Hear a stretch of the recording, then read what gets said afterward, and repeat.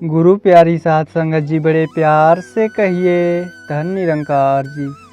साध संगत जी, आशा करते हैं कि आप सभी संत खुश होंगे, स्वस्थ होंगे, जहाँ भी होंगे सतगुरु की चरणों से जुड़ करके सेवा सिमरन और सत्संग करते होंगे।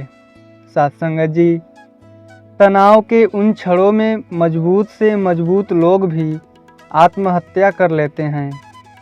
वे लोग जिनके पास सब कुछ है, शान शौकत, रुतबा, पैसा, इज्जत, इनमें से कुछ भी उन्हें नहीं रोक पाता, तो फिर क्या कमी रह जाती है? कमी रह जाती है उस ऊंचाई पर एक अदद दोस्त की कमी होती है, उस मुकाम पर एक अदद राजदार। प्यारी साध संगत जी, बड़े प्यार से कहिए धन निरंकार जी। साध संगत जी, सतयुग में इंसान की प्यास पानी से बुझती थी, तो आज भी पानी से ही बुझती है। तब यदि भूख भोजन से मिटती थी, तो आज भी भोजन से ही मिटती है। ध्यान देने योग्य है कि इंसान तब यदि ज्ञान प्राप्त करके मुक्त होता था, तो आज क्या बिना ज्ञान के मुक्त हो जाएगा? ज्ञान प्राप्त करने के लिए सद्गुरु की शरण में आना ही पड़ता है, सत्संग में बैठना होता है।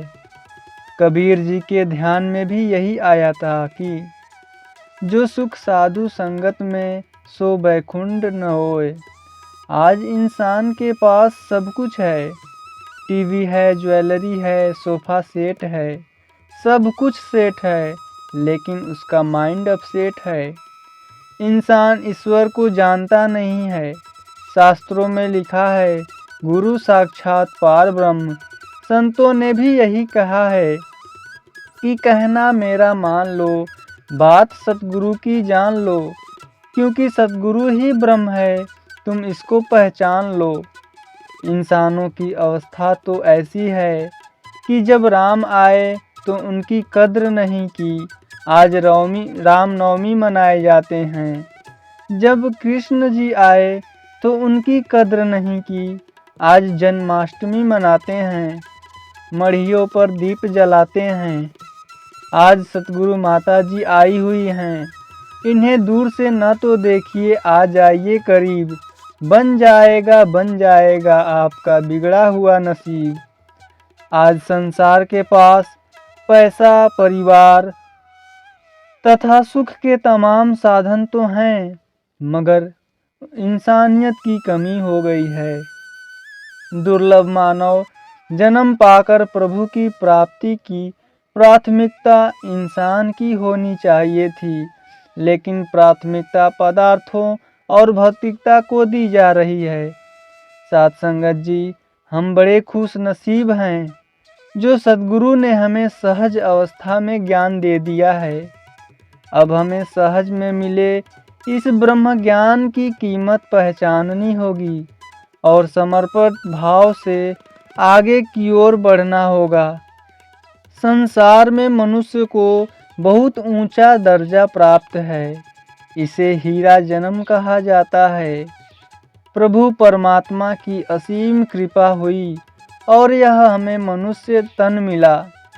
यह नर तन केवल और केवल परमात्मा की प्राप्ति के लिए ही मिला है, लेकिन आज जो भी मानव कर रहा है परमार्थ की दृष्टि से वह व्यर्थ है। इंसान की हालत के बारे में सद्गुरु बाबा हरदेव जी अक्सर कहा करते थे, मैं फूल चुनने आया था बागे हयात में, लेकिन इस संसार में उलझकर रह गया। बाबा हरदेव सिंह जी की कृपा से ही नर नारी सब में राम नजर आया और सारी भ्रम भ्रांतियाँ समाप्त हो गईं। जब आत्मा परमात्मा से मिल जाती है तो झूम उठती है। हमें यह जीवन बार बार मिलने वाला नहीं है। यह जीवन प्रभु को जानने और प्रेम से रहने के लिए मिला है। इंसान, तू अब तो अपनी दिशा और दशा को बदल ले। बाबा जी अक्सर कहा करते थे कि कुछ भी बनो मुबारक है, पर पहले बस इंसान बनो। गुरु की इबादत की रमज कहती है कि इतना आसान नहीं गुरु की इबादत करना। दिल से गरूर जाएगा तब गुरु खुश हो पाएगा। साथ संगत जी, सद्गुरु ने कृपा की, जगह जगह जाकर भाईचारा कायम किया, जिसका जिक्र यहाँ हो रहा है कि हम देख रहे हैं मानवता किस तरह से बिखर चुकी है। चारों तरफ झगड़े फसाद हो रहे हैं, कहीं जात पात की तो कहीं देशों दीवारों की, कहीं बोलियों की दीवारें। हर तरफ इसी प्रकार का वातावरण बना हुआ है। ऐसे समय पर सद्गुरु बिखरी हुई मानवता को इकट्ठा करके ज्ञान की बख्शिश कर रहे हैं। इस प्रकार इंसान यह समझ पाने में सफल हो पाता है कि जो राम मुझ में है वही सभी के अंदर है। इंसान के द्वारा जब यह समझ लिया जाता है तब हर प्रकार का बैर विरोध समाप्त हो जाता है। यह समुंदर भी बड़ा बेवफा निकला, जब जिंदा थे तो नहाने नहीं दिया, जब मर गए तो डूबने नहीं दिया। इंसान इतनी ख्वाहिशें मन में पाले होता है। अभिमान ग्रस्त इंसान यही कहता है कि मैं बहुत अक्लमंद हूँ। अहंकार में डूबा इंसान कहता है कि ये अहंकार तो मेरा है। परमात्मा, तूने तो काली अंधेरी रातें बनाई थी, मैंने तेरी रात का अंधेरा नहीं रहने दिया। बल्ब बना दिए, बिजली बना दी, तूने मिट्टी बनाई, मैंने इससे प्याले और घड़े बना दिए। तूने यह बंजर ज़मीनें बनाई, मैंने बाग बगीचे बना दिए। मैंने पहाड़ी रास्तों में सड़कें बना दी।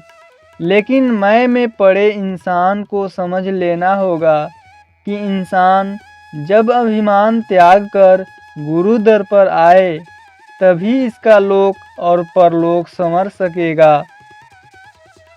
बाबा हरदेव सिंह जी ने संपूर्ण मानवता को निखारने का काम किया। सतगुरु माता जी भी हमसे यही आशा रख रही हैं कि शहंशाह जी वाला वह सतवचनी मिशन आना चाहिए। समय के सतगुरु ने मिशन को आगे बढ़ाने का लक्ष्य रखा है। बदली हुई परिस्थितियों में हम सभी पूरे जिम्मेदारी से अपनी भूमिका निभाएं और विश्व भर में मिशन को आगे ले जाएं।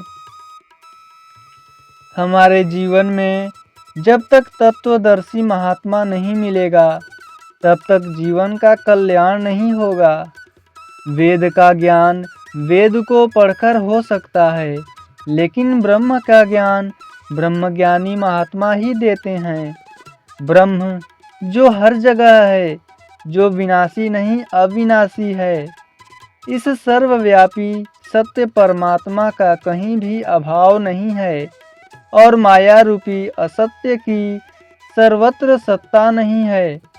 तत्वदर्शी मिलेगा तब सत्य और असत्य दोनों का ज्ञान होगा। ज्ञान पाकर विनाश करने वाली मृत्यु से मानव बच जाएगा। परमात्मा को न जानने वाले के लिए झूठ भी सत्य लगेगा। जब ज्ञान उजाला हो जाएगा फिर रस्सी को सांप नहीं माना जाएगा। ओ जलाने वाले, वह तेरा ही घर था जिसे तूने जला डाला मेरा आशियाना समझकर। सत्संगत जी, बाबा जी ने स्पष्ट किया है कि आपस में प्यार से रहकर ही संसार का रूप सुंदर बनाया जा सकता है। भक्ति का मूल स्रोत, भक्ति का मूल आधार, भक्ति का धूरा गुरु की कृपा है। जिसको सतगुरु मिल गया, जिसके ऊपर इसकी कृपा हो गई, उसी के हिस्से में यह ज्ञान रूपी दात आई है।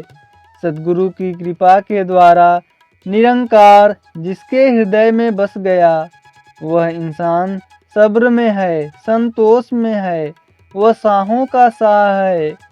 जहाँ निरंकार हृदय में बस गया वहाँ लेस मात्र भी चिंता नहीं रहती। जीवन की हार जीत की उधेड़ बुन से ऊपर उठकर जो जितना जितना इस हरि परि परमात्मा का साथ जुड़ गया, वह उतना ही आनंदित हो गया। सद्गुरु जब सीधी राह दिखाता है तभी हमारे जीवन को दिशा मिलती है। सत्संगत जी, बाबा हरदेव जी की सफल प्रयासों ने इस मिशन को आगे बढ़ाता गया और दुनिया के कोने कोने में छा गया। ये दीवार रहित संसार देख रहे हैं, न खाने पीने का भेदभाव, न वेशभूषा का भेदभाव, ये बाबा जी की सिखलाई का ही नतीजा है। बाबा जी ने हमको अनेक शिक्षाएं दी। कहीं हमने हुक्म समझकर अमल करा, पर कईयों ने सुझाव समझकर टाल दिया कि ये मेरे लिए नहीं, किसी और के लिए है। पर बाबा जी का एक एक हुक्म, एक एक फरमान सबके लिए ही था। सत्संगत जी, बाबा जी ने दिन रात टूर और संगतें की और अपने आराम की परवाह नहीं की, खाने पीने की परवाह नहीं की। एक पिता के बेटे ने उससे पूछा, पापा मैं बड़ा होकर क्या बनूं? पिताजी ने फरमाया, एक नेक इंसान बनो। बस ऐसा ही नेक इंसान बाबा जी ने चाहा हमसे बनने को। कुछ भी बनो मुबारक है, पर पहले इंसान बनो। बाबा जी ने बस इतना ही चाहा हमसे। जो जो बाबा जी की सिखलाइयों पर पूरा उतरा, जिसने बाबा जी के हुक्म को आदेश की तरह माना, उसने अपना जीवन भी और लोक परलोक भी संभाल लिया। जिसने बाबा जी के हुक्म को कमांडमेंट्स की तरह माना, उसने अपना जीवन भी और लोक परलोक भी संभाल लिया। बाबा जी के एहसानों का बदला हम कभी भी नहीं चुका पाएंगे। सत्संगत जी, बड़े प्यार से कहिए, धन निरंकार जी।